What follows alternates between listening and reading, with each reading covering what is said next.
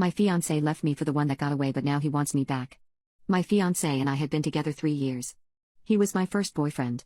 We laughed, cried, and were overall very happy together. Our families had mixed really well. Our moms became close friends really fast. He was my best friend, my confidant, my support, my comfort. I looked at him and could see our future together. I'm even crying remembering one time we took a blanket, went outside, and looked up at the stars like in some book. I never thought something like this could happen to me. The man I loved could have never done anything like that to me. It all started about 2 months ago. His high school sweetheart, who he was with for 7 years, moved back to our country and wanted to catch up with Mark. He told me they broke up because they were unable to sustain a long-distance relationship when she left to pursue her postgraduate studies. They hadn't been in contact for 5 years. She sent him an email, he showed it to me and it was completely platonic. She was just curious about what he had become. He asked me if he could meet her and I said yes. I trusted him.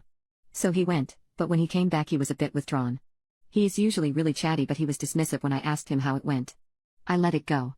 However, the following weeks he was often on his phone. He picked random fights with me and didn't look me in the eyes when we had intimacy, didn't whisper loving words either. I'm really touchy, and in our 3 years together he had never once recoiled or refused my embrace, but he started doing it. I usually hug him like a koala when he comes back home from work, but he only let me do it twice. It was such a sudden change. I asked him what was wrong, but he just said he wasn't feeling too good nowadays. On a Saturday I went to visit his grandma as we usually knit together, and I was gone the whole day. I feel really close to her because she adopted me easily and reminds me of my own who died when I was in high school. When I came back I found him packing his stuff. My whole world fell apart. He was being so cowardly. He told me he was sorry for making me suffer like this, but sometimes life gives you a second chance and you have to recognize it for what it is. That he loved me, but when he met his ex, he realized the feelings weren't the same. He said he regretted letting go of her. That he had found himself again. That it had been a difficult choice for him, but he had to take this chance. His ex wanted him back.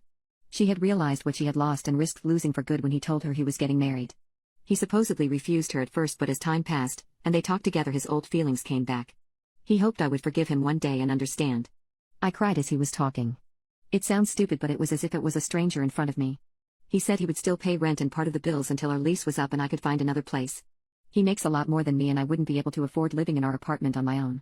I begged him not to make this mistake, that he was being fooled by an idealized memory of their past together, that he was having cold feet. But he was like a wall, he didn't even look at me.